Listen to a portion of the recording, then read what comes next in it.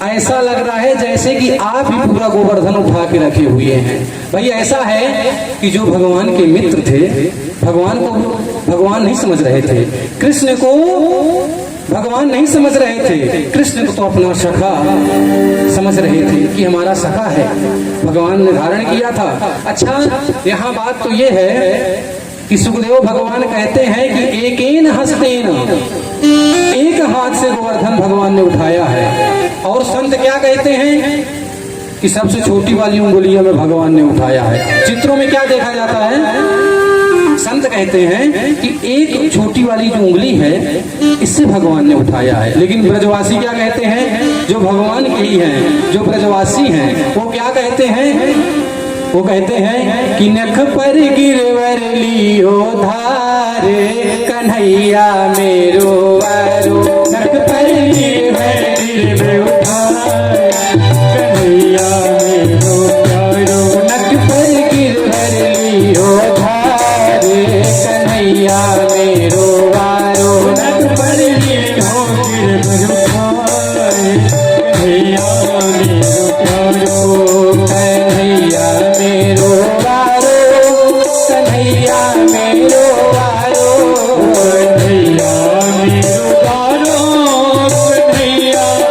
वारो, कन्हैया मेरो वारो, कन्हैया मेरो वारो, कन्हैया मेरो वारो, कन्हैया मेरो वारो, नख पर गिरवर लियो धारे कन्हैया मेरो वारो, नख पर लियो गिरवर कन्हैया हो।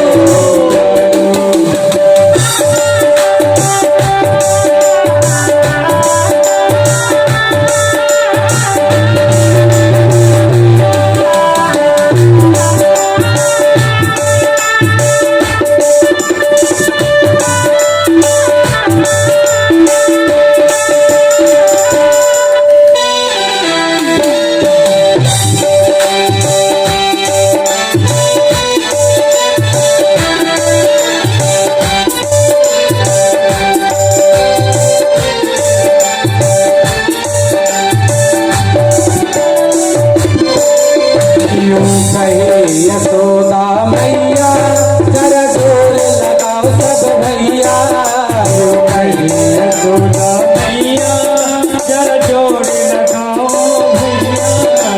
यशोदा जी कहती हैं कि मेरा कृष्ण छोटा सा है, क्योंकि माँ की नजरों में बालक कितना भी बड़ा हो जाए भैया वो तो छोटा ही रहता है।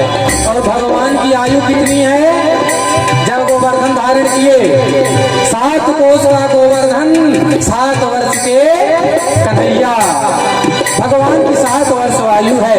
तो माता यशोदा कहती हैं, क्यों कहे यशोदा मैया सब जोर लगाओ मेरे भैया, यशोदा मैया सब जोर लगाओ मेरे भैया, सब कहे यशोदा मैया सब जोर लगाओ मेरे भैया, यूं कहे यशोदा मैया सब जोर लगाओ मेरे भैया। अरे कैसे धीरे धार कन्हैया मेरो वालो, कर लियो गिरवर धारे कन्हैया मेरो वालो।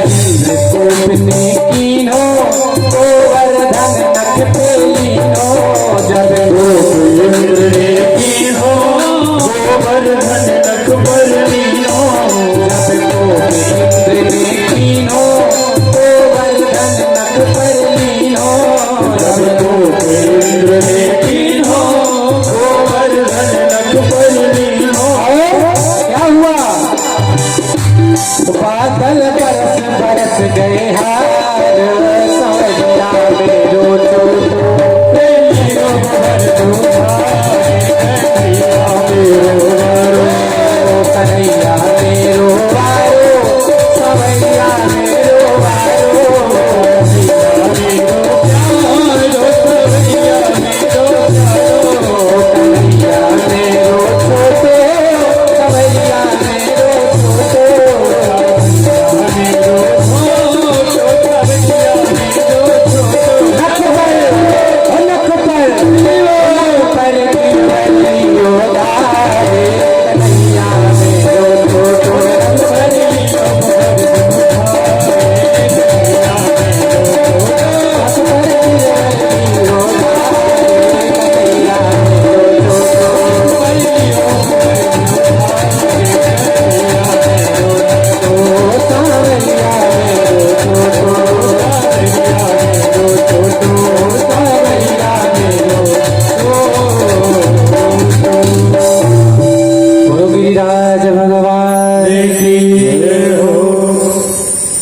तो भगवान ने गिरिराज को धारण किया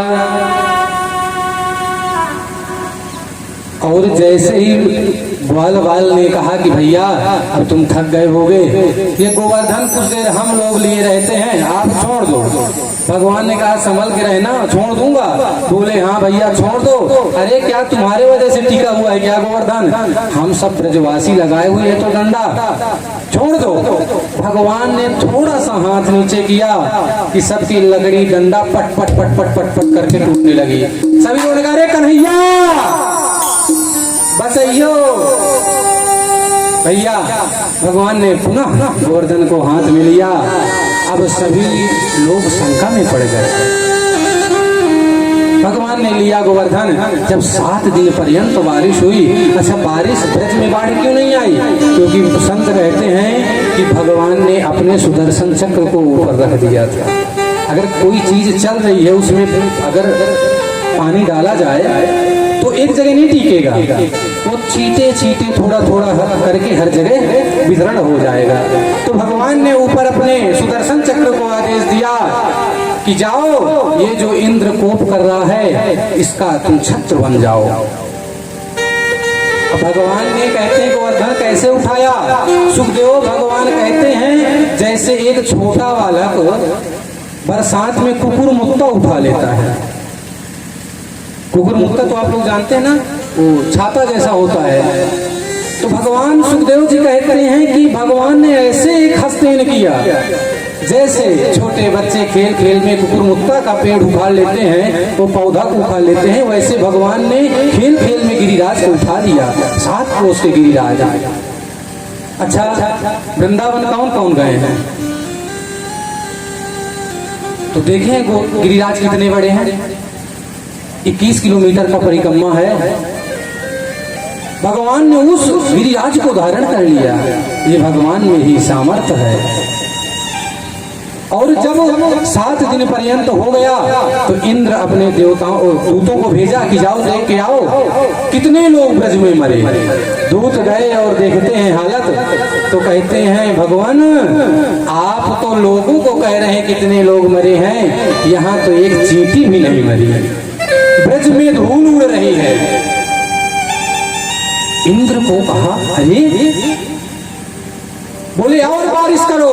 सामवर्तक मेघ कहते हैं, सामवर्तक बड़े भयंकर मेघ हैं। जब प्रलय का समय आता है सब सामवर्तक मेघ जल वृष्टि करते हैं। सामवर्तक मेघों ने कहा महाराज हमारे पास जो जल का स्टॉक था वो खत्म हो गया, कहां से पावे जल? इंद्र ने कहा अगर इस भयंकर बरसात में अगर ब्रज में धूल उड़ रही है तो कोई ऐसा वैसा पुरुष नहीं हो सकता, वो कोई साधारण नहीं हो सकता। भगवान ने सभी लोगों को कहा कि देखो ब्रजवासियों अब बारिश बंद हो गई है, सभी लोग बाहर चलो। भगवान ने बोला कि सभी लोग बाहर चलो, तो भगवान के एक कहने में पूरे ब्रजवासी बाहर गए। और भगवान ने उस गोवर्धन को जैसे उठाया था ठीक उसी जगह में वैसे ही एक हाथ से स्थापना कर दी। अच्छा स्वाभाविक है, अगर हमारे मध्य में हमारे मित्र हैं, सखा हैं, और हमारे मध्य का व्यक्ति कोई ऐसा कार्य कर जाए जो बिरले कोई करेगा, तो एक बार शंका होगी ना कि भाई ये कौन है, ये कुछ तो अलग है, इसमें कुछ विशेष है, कुछ न कुछ तो बात है। तो सभी लोग नंद बाबा के पास जाते हैं और कहते हैं, सुखदेव भगवान कहते हैं कि क्वा सप्तहायनो बाला क्वा महाद्रिविदारिण ततो नो जायते शंका ब्रजनाथ तवात्मजे। ब्रजवासी नंद बाबा के पास गए हैं, कहते हैं नंद बाबा एक बात पूछे क्या? नंद बाबा ने कहा हाँ बोलो। तो बोले सही सही बताना बाबा, क्या ये जो कृष्ण है, ये जो ब्रजनाथ हैं, तवात जो, क्या आपका पुत्र है? बोले हाँ मेरा पुत्र है। क्यों, क्या बात हुई? बोले नहीं बाबा, हमें तो शंका हो रही है, ये आपका पुत्र नहीं हो सकता, ये कोई साधारण पुरुष नहीं हो सकता, ये कोई दिव्य पुरुष है। सच सच बताना। कृष्ण भी वहीं खड़े थे। भगवान ने सोचा भैया अगर ये लोग हमें भगवान बना देंगे तो क्या होगा, तब तो खतरे की घंटी बज जाएगी भैया। अच्छा क्या होता है, प्रायः होता भी क्या है, भगवान को हम लोग कैसे क्या करते हैं, अपना नियम क्या है भगवान का, सवेरे स्नान ध्यान किए, 2 चिरौंजी 2 इलायची दाना या किशमिश हुआ 2 लगा के वो प्लेट में रख देते हैं। कोई कोई ऐसा घर है जिसमें भगवान के रोज पाखत साफ किए जाते हैं। पाखत समझ रहे हैं, जो भगवान के बर्तन होते हैं उसे पाखत कहते हैं। तो कोई घर ऐसा बिरला घर होगा जिसमें भगवान के रोज बर्तन धुले जा रहे हैं। भैया आप जाके घंटी बजाओ ना तो घंटी बजती नहीं। क्यों? इतना मैल लगा हुआ है घंटी में कि वो जो वाइब्रेशन होता है वो नहीं हो पाता, घंटी नहीं साफ होती भैया। तो भगवान ने कहा तब तो दिक्कत हो जाएगी, एक छोटी सी अलमारी में बैठा देंगे, दोपहर में 2 किशमिश का भोग लगेगा, बाकी बैठे रहो। तो भगवान में कोई फायदा नहीं है, मैं कृष्ण ही बना रहूं ज्यादा फायदा है। भगवान ने कहा अरे पागल, आप लोग नहीं समझ रहे हो, कारण क्या है, मैंने गोवर्धन उठाया है, उसका एक कारण है। बोले कौन सा कारण? बोले कछु माखन को बल बढ़ो, कछु गोपन करी सहाय, श्री राधे जू की कृपा सो, मैंने गिरवर लियो उठाए। बोले भैया कछु माखन को बल बढ़ो, ये जो मैंने चोरी किया, माखन चोरी किया, ऐसे वैसे नहीं किया, ये इसीलिए किया था कि कभी इमरजेंसी में अगर आपातकालीन में काम आ जाए तो ये माखन दूध तो काम आवे। अच्छा अब के तो हम लोग भी हैं, अब हमें वो सामर्थ्य नहीं है भैया, ये दूध और दही खाने से हमें वो सामर्थ्य नहीं है कि हम जो आप हैं उसका टक्कर दे पाए। जो इस अवस्था में हम अभी कार्य कर रहे हैं वो आप इस अवस्था में कर रहे हैं, जो हमारे दादा बाबा जी लोग हैं। क्यों? क्योंकि ये लोग पहले खाना जानते थे, दूध दही घी ये सब खाना जानते थे, और पहले शुद्धता भी थी। अब तो भैया हर चीज में मिलावट है। अब तो पानी भी आने लगा है, बोले यारों का ये शुद्ध है, नल वाला पानी बेकार है। तो भगवान ने कहा इसलिए मैं कहता था कि दूध दही बेचो नहीं, खाओ। ब्रजवासियों ने कहा कि जब मैया देती नहीं टाइम से बिल्कुल फिक्स है कि इतना मिलना है तो उतना मिलना है, तो बोले तो अगर नहीं दे रही हैं, टाइम फिक्स है तो अपना टाइम फिक्स करो। बोले क्या करें? चोरी करो। हे कृष्ण कैसे बातें करता है तू, चोरी करेंगे? बोले हाँ। कहाँ चोरी करेंगे भैया? बोले अपने अपने घर में पहले सब लोग जाओ, पहले प्रैक्टिस अपने घर से ही प्रारंभ करो, ताकि पकड़े जाओ तो कुटाई थोड़ा हिसाब से हो।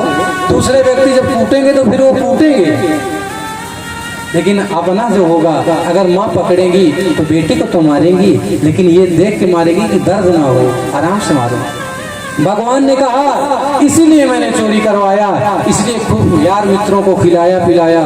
तभी गोपवाल कहते हैं, अच्छा कन्हैया अब समझे हमारे में ताकत क्यों आ रही है। जब भगवान आगे का बोले कि वो गोवर्धन नाथ ने कान में मुझे मंत्र दिया था कि जो जो व्यक्ति तुम्हारी तरफ देखेगा उसकी सब शक्ति तुम्हारी ओर आ जाएगी, तो तुरंत ब्रजवासी बोल पड़े, अरे भैया तभी तो समझे कि हम इतना ताकतहीन क्यों होते जा रहे हैं, इतने दुर्बल क्यों होते जा रहे हैं। देखो ब्रजवासी बड़े भोले होते हैं, ब्रजवासी तो भगवान के प्राण होते हैं। भगवान ने कहा कि भैया मैंने माखन खिलाया, तो ब्रजवासी बोल पड़े, तभी तो सोच रहे हैं कि गिरिराज हम लोग उठा लिए, इतनी ताकत कहाँ से आई। भगवान ने कहा कि वो मंत्र दिए थे गोवर्धन, जो जो मेरी तरफ देखेगा उसकी शक्ति मेरी तरफ आएगी। तभी तुरंत बोल पड़े, तभी तो हम सोचे कि हम इतने कमजोर से क्यों पड़ रहे हैं। ब्रजवासी बड़े बोले होते हैं। भगवान ने कहा कि देखो मैं कोई भगवान नहीं हूँ, न मैं कोई दिव्य पुरुष हूँ, मैं कृष्ण हूँ, आपका कृष्ण हूँ। नंद बाबा भी बोले कि हाँ ये ठीक कह रहा है, क्योंकि जब गर्गाचार्य जी आए थे तो बताए थे कि इसके भगवान नारायण के कृपा ज्यादा है, इसके ऊपर विशेष कृपा नारायण की है, इसलिए। और फिर मेरे जप का यही तो महानता है, मैं रातों दिन जप करता हूँ, नारायणाय नमः नारायणाय नमः नारायणाय नमः। तो बालक अगर पिता पूजन करेगा तो पिता के जो पुत्र होंगे वो सुखी रहेंगे, क्योंकि बाढ़ पूत पिता के धर्मा अखेती उपजे अपने कर्मा। ये बात आप बिल्कुल दिमाग में बैठाइए भैया। जिस प्रकार एक पुत्र करेगा, जिस प्रकार एक पिता करेगा, ठीक उसी प्रकार आचरण पुत्र को प्राप्त होगा। ये बिल्कुल सही बात है। आप अगर सुपारी पान बीड़ी सिगरेट शराब आप बच्चों के सामने पिएंगे तो वो दिन ज्यादा दूर नहीं कि जब आपके बच्चे आपके सामने मदिरा का सेवन पान ना करें, वो अवश्य होगा आपके, क्योंकि आपका ही खून है। आप जब नशा पत्ती कर रहे हैं तो वो क्यों नहीं करेगा। इसलिए पाप है तो क्या हुआ, अगर दुर्व्यसन हमारे अंदर है तो अपने घर परिवार अपने बच्चों से छुपा के करना चाहिए, क्योंकि बालकों का जो दिमाग होता है वो क्या होता है, कोरा कागज। जैसा बचपन में देखेगा वैसा ही करेगा। हालांकि जानते तो हम सब लोग हैं इस बात को, लेकिन मानने को बहुत कम तैयार है। भैया अगर जो जानते हैं वो मान जाएं तो स्थिति ऐसी गंभीर ना हो। अपने बच्चों को हम लोग सिखाएं संस्कार क्या है, भारतीय परंपरा क्या है, वैदिक परंपरा क्या है। भैया हम लोग तो ब्राह्मण हैं, लेकिन बहुत से ऐसे ब्राह्मण के बच्चे हैं जो ये नहीं जानते कि मंत्र क्या होता है, तिलक क्या होता है, शिखा क्या होती है। अपने बच्चों को बताओ कि हम सनातनी हैं, हमारा धर्म सनातन है, हम नारायण के उपासक हैं, शिखा चोटी हमारी निशानी है। हमारे पूर्वज मर गए लेकिन शिखा सूत्र कटने नहीं दिया। आज हमारे ब्राह्मण हैं जो यज्ञोपवीत हो चुका है लेकिन यज्ञोपवीत नहीं पहनते। ये सीखने योग्य बातें हैं भैया, हम नहीं सीख पाए, चलो कम से कम बच्चों को संस्कार दें कि हम हिंदू हैं और हमको सतमार्ग पे चलना चाहिए, सनातनी होना चाहिए। हर एक सनातनी के माथे पे तिलक होना चाहिए, जरूरी है। अगर हम लोग शिखा सूत्र कटवा देंगे, चंदन तिलक मिटवा देंगे तो ज्यादा दिन दूर नहीं, जो पहलगांव कश्मीर में हुआ है वो ज्यादा दिन दूर नहीं, वो हमारे भी गांव में हो सकता है।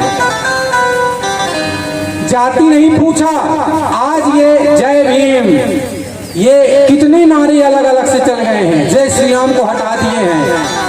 लग रहा है ऐसा कि ब्राह्मण ही सब कुछ है, ब्राह्मण से अन्य पूरी जितने भी लोग हैं सब ब्राह्मण के भैया खिलाफ रहते हैं। किसी किसी को नहीं कहता, इस क्षेत्र के लोग बहुत अच्छे हैं, सब लोग मानते हैं दूसरे को, लेकिन सत्यता यही है। अरे भैया, यादवों की क्या है? यादवों की गीता है। भगवान श्री कृष्ण ने उस महाभारत में क्या बोला? गीता बोला। उसकी रक्षा कौन कर रहा है? यादवों ने बोली है गीता, श्री कृष्ण ने गीता बोली है, उसकी रक्षा कौन कर रहा है? ब्राह्मण कर रहा है। ब्राह्मण मंच में बैठ के बोलता है, गीता की कसम खाता है, गीता को अपना सर्वस्व मानता है, गीता के उसकी वजह से गीता के ही आचरण से अपने आचरण करता है। गीता की रक्षा कौन कर रहा है? ब्राह्मण कर रहे हैं।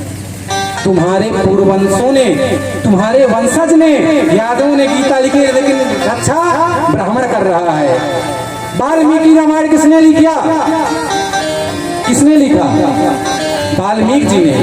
वाल्मीकि जात के कौन थे? सब जानते हैं, लेकिन रक्षा कौन कर रहा है? ब्राह्मण कर रहा है ना।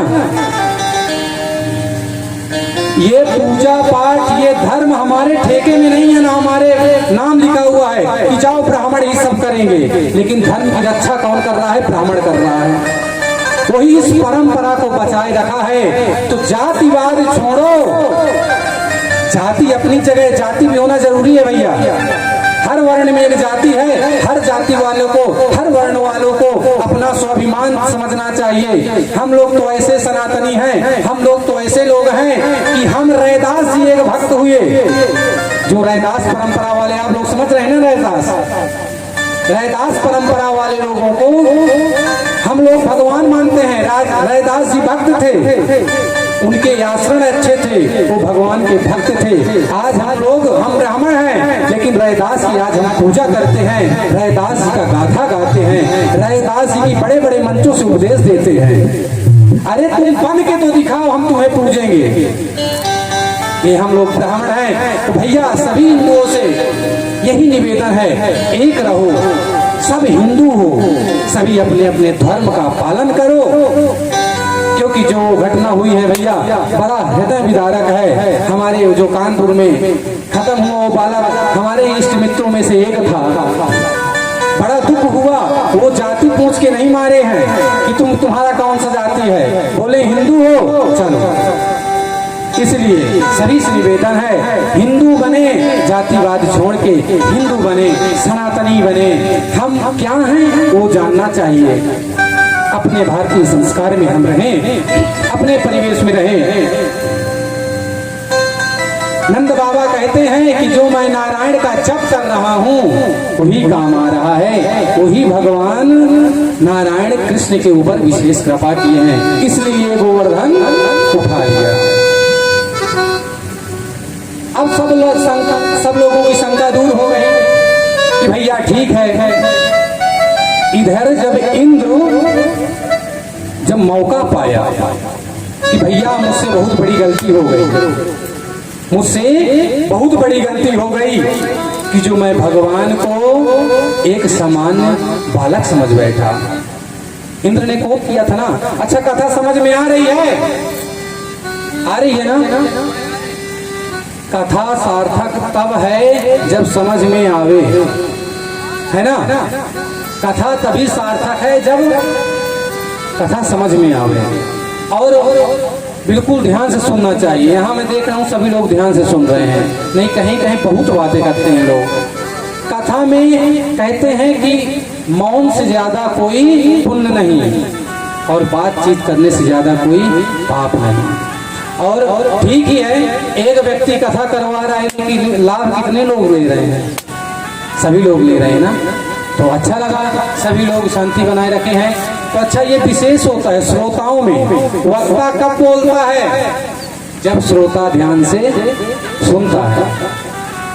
जब श्रोता ध्यान से सुनेंगे तो वक्ता ध्यान से सुनाएगा। जब श्रोता आपस में एक दूसरे से अपनी कथा कहने लगेंगे तो वक्ता तो फिर अपना फॉर्मेलिटी करेगा। इसलिए यहाँ के लोग बड़े ठीक हैं, बढ़िया ढंग से कथा चल रही है। तो भगवान के पास इंद्र आया, 10वीं तिथि को इंद्र आया और भगवान से एकांत में जाके प्रार्थना करता है कि विशुद्ध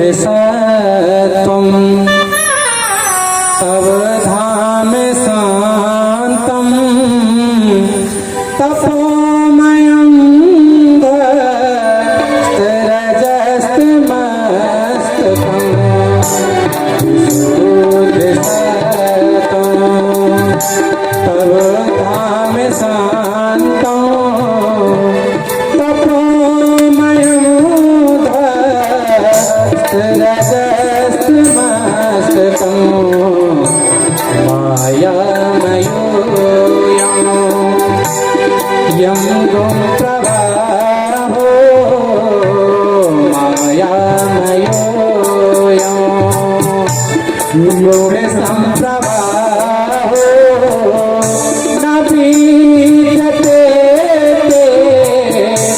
ग्रहणानुबंधो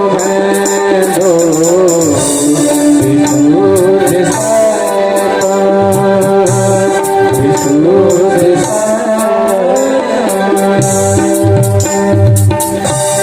इंद्र ने भगवान से सुंदर स्तुति की। भगवान आप विशुद्ध हो, विशुद्ध सत्वम, आप शुद्ध हो, आप शुद्ध नहीं परम शुद्ध हो। अच्छा, भगवान का नाम लेने से भगवान शुद्ध है, इसलिए तो भगवान का नाम लेने से व्यक्ति शुद्ध होता है। अच्छा, जब कोई कर्मकांड होता है, जब कोई यज्ञ होता है, तो पहले आचार्य जी क्या बोलते हैं कि अपवित्रः पवित्रो वा सर्वावस्थांगतोऽपि वा यः स्मरेत् पुंडरीकाक्षं सवाह्याभ्यन्तरः शुचिः। अपवित्रः पवित्रो वा, पवित्र हो अथवा न पवित्र हो, सवाह्याभ्यन्तरः शुचिः, अंदर भी और बाहर भी। या स्मरेत, कब शुद्ध होगा तो कब अपवित्र चीज पवित्र होगी। जब बोले यह स्मरेत, क्या स्मरेत करना है भैया? पुंडरीकाक्ष, वो नारायण, वो भगवान विष्णु का जब स्मरण करेंगे तो सवाह्याभ्यन्तरः शुचि, अंदर बाहर की शुचि यानी शुद्धता हो जाएगी। इंद्र कहता है विशिष्ट सत्वम तव धाम शांतम तपोमयम ध्वस्त रजस्तमस्तकम। हे भगवान, आप विशुद्ध सत्व के हैं, आपके अंदर शुद्धता है, आप शांत हैं, आपको तमोगुण और रजोगुण नहीं पा सकते। आपके अंदर तमोगुण और रजोगुण है ही नहीं। बोले कौन सा गुण है? बोले आप सतोगुण के, आप सतोगुण के मालिक हैं। भैया, तमोगुण और रजोगुण वाले व्यक्ति को क्रोध आ सकता है, लेकिन सतोगुण वाले को क्रोध नहीं आ सकता। अच्छा, एक बार ऋषियों में ये हुआ कि त्रैलोक का अधिपति किसे बनाया जाए, पूजनीय किसे बनाया जाए। भगवान ने कहा, ऋषियों ने कहा कि चलो परीक्षा लिया जाए। 3 हैं, बोले कि ब्रह्मा विष्णु महेश। तो बोले इतनी परीक्षा कैसे हो कि तीनों में श्रेष्ठ कैसे हैं? ऋषि बोले मैं परीक्षा करूंगा, और गए ब्रह्मा जी के सभा में गए। ऋषि ब्रह्मा जी के सभा में गए, उनके पुत्र हैं, तो ब्रह्मा जी को बिना नमस्कार बिना प्रणाम किए उनके दरबार में बैठ गए। जब उनके दरबार में बैठ गए तो ब्रह्मा जी को क्रोध आया, अरे देखो मेरा पुत्र ना मुझको नमस्कार किया ना प्रणाम किया और सीधे जाके सिंहासन में बैठ गया। राज दरबार चल रही है, ब्रह्म समाज बैठा हुआ है, ये कैसा है? क्रोध का सीमा पार नहीं रहा गया भैया ब्रह्मा जी का। तुरंत भृगु जी बाहर आ गए, बोले ये पूजनीय नहीं हो सकते। पहले नंबर के शिव जी के पास गए। जैसे शिव जी ने कहा आइए ऋषिवर आइए, तो ऋषिवर ने कहा अरे शंकर जी आप दूरी रहिएगा। क्यों? बोले आपका मंगल भेष है, अमंगल भेष, आपका अमंगल भेष है। आप भूतावासेषु घोरेषु, आप भूत प्रेत के साथ रहते हैं, आप दूर ही रहिए। अरे आप चिता की भस्म लगाते हैं, आप छूने योग्य नहीं हैं, आप दूर रहिए। शंकर जी को भी क्रोध आया, अरे एक तो मैं देवों का देव महादेव हूँ, मैं इतने आदर से बैठाया, उतने मुझे बता रहे हैं कि मैं अमंगल हूँ, अछूत हूँ। क्रोध आया, शंकर जी को समझ गए कि बाबा को क्रोध आया।